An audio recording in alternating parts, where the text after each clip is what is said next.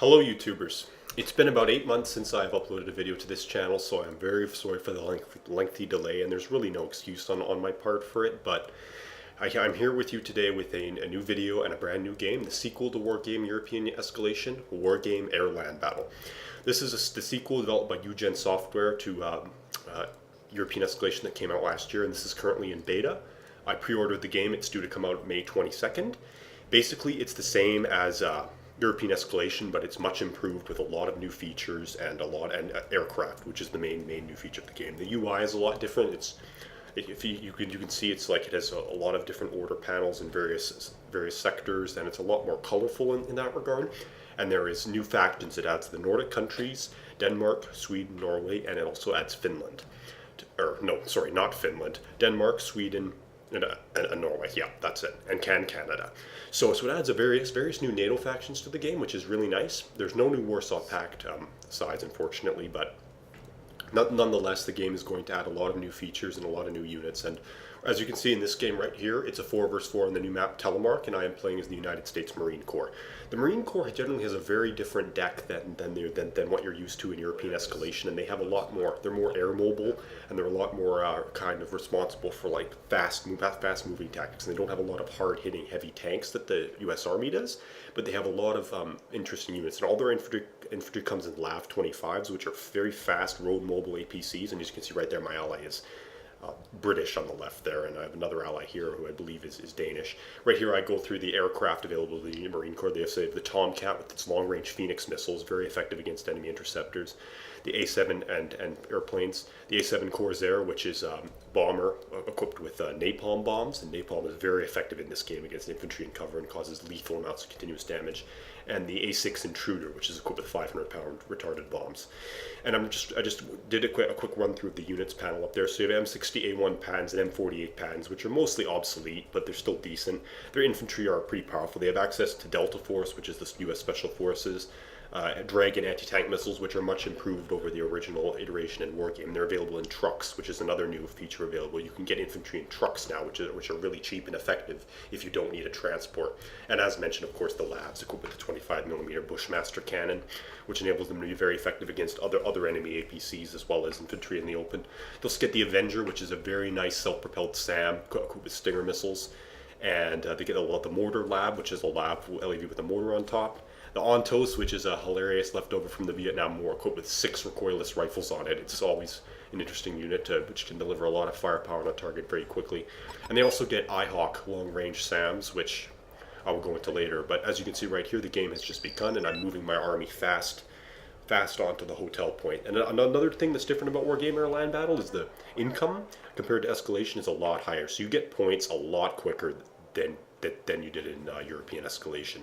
And with this large amount of points, you can get larger armies, and generally actually have to worry about running out of various units because you have so many of them. And as a result, battles are a lot more intense, and it's no longer about losing one tank that can determine the whole course of a battle. It's about more of keeping a front intact and really doing continuous amounts of damage to the enemy. Yes, destroying a very expensive pack T-80 will definitely influence the course of the battle, but it's not a game breaker like it is in European Escalation. And a lot of people on the forums are whining or not whining, but rather complaining, well, maybe not complaining either, but just stating the fact that they don't like how the new income has changed the game. But personally, I think it's for the better. I mean, so someone on the forums posted a while ago that the World War III did not stop because the Warsaw Pact lost one T-80, and frankly, I agree with that statement. I think now that the game is a lot faster paced, it's going to be a lot better in the long run. Anyway, right here, I'm telling my infantry M30 or my Dragon teams to move over to that little hedge there, and I'm telling my LAVs to move into that forest so that they can drop off the Marines. And I have my first contact with the enemy, who I believe in this game is playing the Polish deck. There's no access to the deck creator in the beta. They're all preset armies, unfortunately. So I did not make any of these decks. I probably would have done a much better job because a lot of them are just kind of slapped together. But at any rate, yeah, they're preset. So right there, my LAV is opening up on those Scots, OT-64s with his cannon, and just destroyed 2. And then there's infantry inside, and the LEVs are all opening up, which is a really good. Like, LEVs are very expensive, but they're definitely worth it. I'll tell you that. I mean, I told the Marines to get out and start attacking the Pankronovi. I don't know how to pronounce it. It's Czech, actually. Sorry, not a Polish deck that I'm facing, but Czech. So yeah, I don't know how to pronounce that. I probably butchered it, but sorry, my bad. And as you can see, they're advancing on the right as well. So I have my hands full with a very large packed army. And the Czech and Polish decks in this variation of the beta are very much quantity oriented. So they're very much around large amounts of rather kind of inferior vehicles, unlike the Soviet deck, which is the elite guards tank armies that are very high price and very high quality, versus rather these guys, which are more large amount of numbers, which is the traditional Warsaw Pact ethos, large amounts of tanks and armored vehicles. So right there, I'm buying some more dragon teams to stick in that little group of 4, so they can shoot at any incoming enemy vehicles that go by with their dragons. And my LAVs are shooting at that recon UAZ over there, and enemy T-72Ms, which are Czech monkey model T-72s. Although they are monkey model, they are definitely better than my M60s. And he also has Concurs jeeps, 4 Concurs missile jeeps, long-range ATGM jeeps shooting at my guys. So there's a big chunk of enemies over there, and I'm just retreating my tanks because I know that there's a problem. So I'm telling my LAVs to open up just as enemy artillery starts to rain down on my tanks. And right there you can see the LAVs firing their mortars. As you may have noticed, mortars in this game fire a lot quicker, and they're a lot different. Artillery in general is a lot different in this game. Now they fire a very quick burst of artillery rather than a continuous barrage. So I don't know if that's for the better, but it's some of the units that fire these barrages fire them quite unrealistically. So like an artillery unit that would not be capable of firing like 5 rounds in 20 seconds can now do so. So I don't know if that's for the better. There's also some T-55s there, and I'm generally with my hands full. In retrospect, right here, I probably should have called in a bombing run with my A6 Intruder with his 250-pound bombs, or a napalm strike, or a helicopter. But the thing about that is I was not sure if the enemy had any AA in that area, and they probably did. So if I'd called in an aircraft, there's a high chance it would have gotten shot down. And as you see on the right there, they bring the W3 Sokol attack helicopter, which is equipped with rockets and Igla air-to-air missiles. So it's not really an anti-tank vehicle, but it's definitely a vehicle, or an effective helicopter. So yeah, I probably could have brought in an aircraft or helicopter right here, and I probably should have in retrospect, but again, I was not sure if he had any AA, and that could have done some serious damage to me. Right here, the enemy tries to bring in a Sukhoi Su-7, which is a bomber, and I kill it with my Avengers. You can see it gets hit by multiple Stinger missiles and it goes down. So yeah, right there, he loses that point. And the Su-7s are a relatively cheap aircraft, but still, you don't get all that many of them, so the Su-7 is equipped with bombs, I believe, or maybe rockets. I'm not 100% sure, but anyway, there. And then there's also Danas, which are Czech artillery pieces that are opening up on me, and I'm just getting relatively pounded here, honestly. But this game right here is a very, very good illustration of how fast-paced it is, because I was, for this entire game, I was pretty much on my toes, constantly buying stuff. I didn't get a moment's notice because they were constantly pushing on this flank, and I did not look at my eyes. And right here, you can get a visual up close of the TOW Jeep as it launches, and the graphics look much better as well in this game. I'll definitely tell you that. But yeah, I was constantly being pushed in this game, and constant amounts of pressure were being put on me. So I really didn't have a lot of time to sit around and take a breather. I was always doing something right there. I'm moving up my dragon teams, which now the dragon teams now come in groups of 2 rather than groups of 5, which was typical for anti-tank missile teams before. So now in groups of 2, that means they can be killed really easily, but it's also harder to hit them. So I guess that's kind of a bit of a trade-off. But regular infantry squads still come in 5, 10, or 15 men now. Like I know larger squads, like Marines, can come in groups of 15 now. So that's a little bit different. And right there, I'm trying to edge up my dragon guy to the edge of the forest, and right there, he's within maximum range, and he starts to fire on the T-72s and gets a hit, but the dragon doesn't have quite the power to one shot at those T-72s. So right there, he launches another one, and boom, hits him in the sidearm, and that's enough to destroy him. So that was good. My LEVs right there engaging those scouts, and since they're lightly armored, it's easy to destroy them with their 25 millimeters, which is very effective. So now I'm moving up my jeeps here. So and now I've actually managed to rout that force of T-72s and Brigadier Concurs, which was causing me problems before. And right there, I bring in my first helicopter, the SH-60 Seahawk.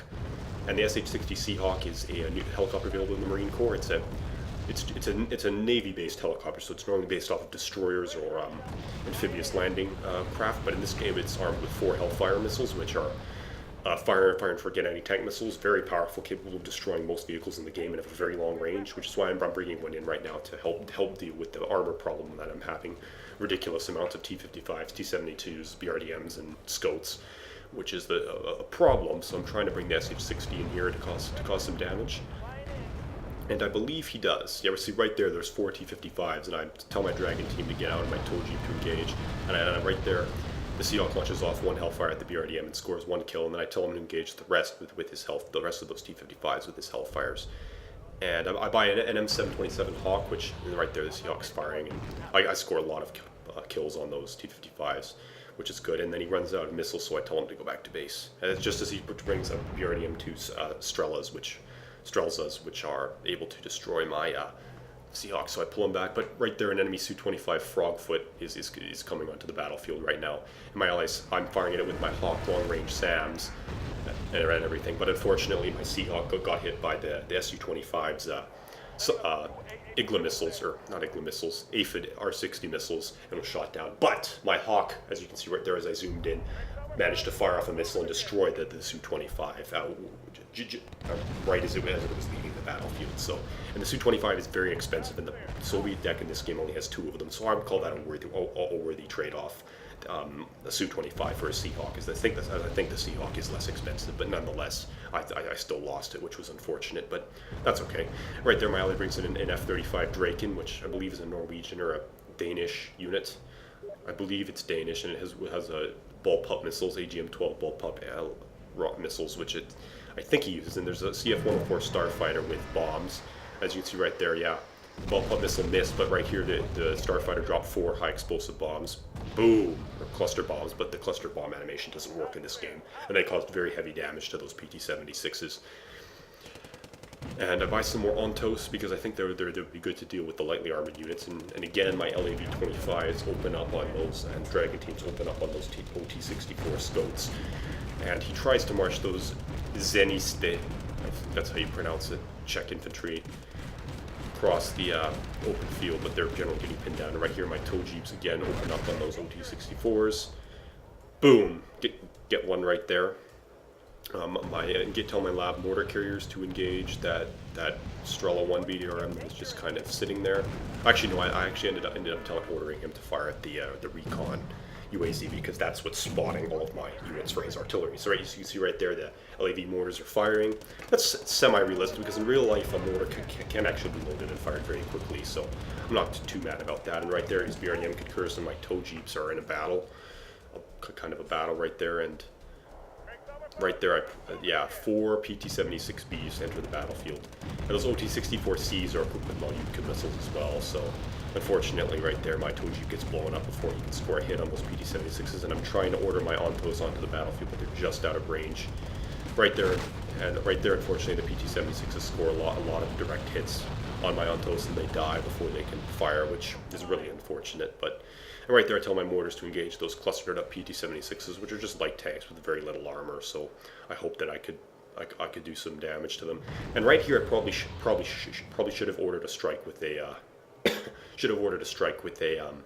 A6 Intruder or Corsair. And right there, yes, right there, I buy at my first plane of the game, the A6 Intruder, which is equipped with 12 500-pound Snake Eye retarded bombs. So there's a whole bunch of targets available, but I order him to attack the PT-76s, and here he is flying in. I can't really get a very good camera angle on him, but it goes relatively slow, as the A6 is a pretty heavy aircraft. And I order him to engage the formation of PT-76s with his bombs, because those PT-76s are very close to breaking through my lines. And right here, I buy a bunch of M48 Pattons, which are cheap but effective tanks, because then they can easily beat the lighter PT-76s. Right there, the Intruder drops all 12 bombs. I get a fair bit of hits on those BDRMs and PT-76s, but it doesn't do as much damage as I would have hoped, unfortunately. So that's kind of reflected in the fact that they're only 500-pound bombs, although they did hit. In reality, it probably would have destroyed all those tanks. And for balance purposes, 500-pound bombs in this game are not that powerful, which I don't know, I probably would change, because in real life, 12 500-pound bombs on a formation of PT-76s would probably wreck them, but whatever, for balancing purposes, they're not the greatest. Anyway, I order my M48s to engage those PT-76s and those Topas, which are starting to encroach on my lines, and they are moving in and firing. I'm getting kills all over the place here, and I order some more dragon teams to go into that firing that hedge there, so they can get fire missiles down on the road as the enemies advance. And my marines in the forest there are getting chewed up, and they probably won't survive much longer, but they've managed to hold out for a fair bit of time. And I'm ordering them M48s just to shoot at those PT-76s right here, and they are firing and destroying a lot of them, which is good. Here's what I wanted. There's a zoom in here, and you can see a little bit of the combat. I try to zoom in as much as I can in order to see the close-up action, because a lot of other commentators don't do that, but it's hard sometimes. Right there, his MiG-23BN fires rockets at my patents, but it's not very effective, and it flies away. I don't know what ends up happening to it. I know my ally brought in 2 starfighters in an attempt to shoot it down, and also drop some bombs on those BRDMs, which I believe they were destroyed by them. And I have a Stinger team here engaging those 2 with W3 Sokals, which are firing their cannons and rockets at my infantry, and unfortunately causing a lot of damage to them. And also he's bringing up some T-72Ms in point-blank range to my M48s, which are just getting decimated, unfortunately, because they definitely cannot take on T-72s. And right there, I destroy snipe a cub with which is a SAM with the dragon team, and I order my Avenger to engage that Sokol. And the Sokol is destroyed, but the Avenger gets killed a second later by the T-72s. And this is a pretty intense battle here. Like, there's artillery incoming. My position here is in very, very, very, very precarious position here, as all the dragon teams were just killed, and there's still 3 T-72s there, and there's only 1 Patton left. He's about to die, so I believe he does die in a second here. Yeah, that T-72 tank's a hit to the front armor, and then is destroyed, I believe, in a couple seconds here. But I got some more LAVs full of Marines to reinforce that forest, and my ally does another starfighter bombing run here, I think. Yeah, I don't know. No, he flies by because he doesn't have a target. He is not quite able to bomb anything. That is one problem. With planes, you have to have the area scouted out prior, or generally it's not effective. And right there, okay, so right there, he does drop bombs on those T-72s, which causes a lot of damage to them, and I think it destroys them, thank goodness, which is what I needed. And the enemy MiG-23 is fired upon by my AA, and it is, I do not know if it was shot down or not. Oh yes, it was shot down. Yes, you can see it exploding in the upper half of the video right now, so thank goodness it was shot down by my allies' Hawks. My Hawks are out of ammo, so I have to bring in some supply trucks. There's a lot of check mode Strelchi in the open, so I bring in some M60s to help thin them out, and my Marines and the LAVs are also help chewing them up. Right there, I order my dragon team into that town, and the new urban combat system in this game organizes the combat according to districts. So each district can hold like a certain amount of infantry, and districts battle it out rather than the house-to-house kind of order fighting of Wii, which was not very it was well thought out, but it was not that like organized. So, and right there I buy a Super Cobra, which is a pretty effective but expensive marine helicopter, which is equipped with Vulcan sidewinders and tow missiles. It doesn't have rockets, but the tow missiles and Vulcan are effective enough at dealing with these massive amounts of light tanks, although in retrospect rockets probably would have been a better idea, because tow missiles against PT-76s are kind of overkill. But I destroy one right there, and this tow missile is launched right there, and it misses at the last second, unfortunately. And I have 3 more tow jeeps and 3 more LAVs moving up, and he is moving up some BRDM Strellas to help deal with my Super Cobra, but it's quite far away still. So I should be able to buy some time, and I advance onto that forest with my LAVs because I want to gain some ground in between me and them. I want to be able to hold it. And yep, just moving up. He's got a very large, massive units there, which I should have bombed with an intruder or an A7 in retrospect again, but I didn't know. He does have BRDM Strellas there, so I don't know how much if my planes would have died or not. And my tow jeeps just take a massive amount of fire there, and my mortar LAVs get a good portion of fire off on those PT-76s, and my LAVs with their 25s are engaging enemy Topuses as well, and I buy some more mortars right there because I need to get as much fire on that massive group of vehicles as I can. And the Topus 2APs were destroyed right there, which are Topus fitted with anti-tank missiles, and I zoomed in right there and you can see them engaging those Nieski Berety, which are Polish blue berets. And I just buy a mortar lav there and order him to engage, and as you can see right here, he stops and aims, and I try to get a close up with him. Boom, boom, boom. And right there, more topuses and anti-tank missiles are firing at my Tojus, which are about to die. Right there, he manages to score a hit on those Tojus right before he gets hit by a missile of an enemy anti-tank missile. And those right there, that's two allied CF-104s and a Draken bomb and those enemy forces and inflict heavy losses on them. Oh, and right there, a enemy MiG-23 is shot down by my Hawks and Stingers and Avengers, which is very nice. And there's an incoming enemy Su-7 bomber, Su-7 BKL bomber as well. And I think he's engaging the F-35 and the CF-104, which are also providing fire support. I order my Super Cobra here to fire his sidewinders at the Su-7, and boom, right there, boom! Super Cobra takes down Su-7 with sidewinders. That was really cool. I felt that was very amazing because that illustrates one of the new features of AirLand battle, which is the ability to cause massive damage to enemy aircraft with your helicopters, which is not possible before. But unfortunately, I did not notice it. But until now, but the Su-7. It released napalm on this forest here, and all my LAVs and Marines died, unfortunately. So, while I did destroy the Su-7, it was at the cost of 3 Marine squads and 3 LAVs, which is very unfortunate. Right here, I try to move him out of the fire, but the fire keeps stunning him, and unfortunately, he is destroyed, as you can see by his health bar there, which is really unfortunate. Or actually, you think he escapes with 1 bar of health, but then he's gunned down by a tank cannon in the forest. So right now I'm running dangerously low on Marines and LAVs. As a matter of fact, I think I don't have any more. So I'm buying Marines and twin Hueys, and I buy a squad of Delta Force in a Chinook because of this deck is not very... It doesn't have enough infantry in it, unfortunately, even though they were very effective for this whole game. But they they run out eventually. Regardless of how you'll be able to design decks in the final game, which in the final game you'll be able to decide how much of availability of units you want, which will affect your choices for other units. So you'll be able to choose which units you want and how many you'll be able to field.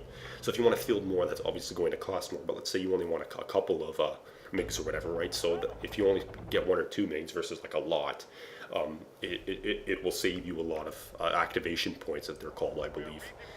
And then the more obviously the more that you want, the more units you want to have, the more it's going to cost. And also for like the category of tanks in a deck, if you only have 2 different kinds of tanks, you could field a lot of them and not suffer a lot of penalties. But with if you want a lot of different kinds of tanks, you will suffer penalties because that's a lot of different kinds of tanks, and you will have to pay the price for having more variety. So it kind of encourages you to specialize in your decks, because when you specialize, you gain the ability to you gain bonuses like extra activation bonuses for like having a U.S. Marines deck or a Soviet armored deck in specific. And right there, Steve advances some Hinds on my position there to try and destroy my stuff, and I call in an F-14 to deal with those Hinds, but right here the game ends. So this was a very close game. It was a minor victory, minor defeat. As you can see right there, I did actually go pretty 2300 to 1200, which is almost 2.0, which is pretty effective considering how close the game it was for me, honestly. Like, it really was a close game, and I took a lot of losses, but it was very good. As you can see, my LAVs destroyed a lot of scouts, which was my enemy's main downfall. He kind of just spammed vehicles and then did not really think about where they would go or whatnot. But nonetheless, it was a very, very, very, very good game, and pretty intense battle the whole time. Like, I was on my toes the whole time, and it was worth it. So I'll be coming out with more videos in the next couple of days for AirLand battle, and hopefully some from different armies. I'm going to try to sample the various armies available to myself, and I will go from there. And that this beta should be over. Will probably be, well, it won't be over, but it will have various things added to it over the next couple of weeks, and I will go from there. I thank you for watching, and please like, rate, subscribe, whatever. And for my subscribers who've been around for a long time, I thank you for your support. Thank you.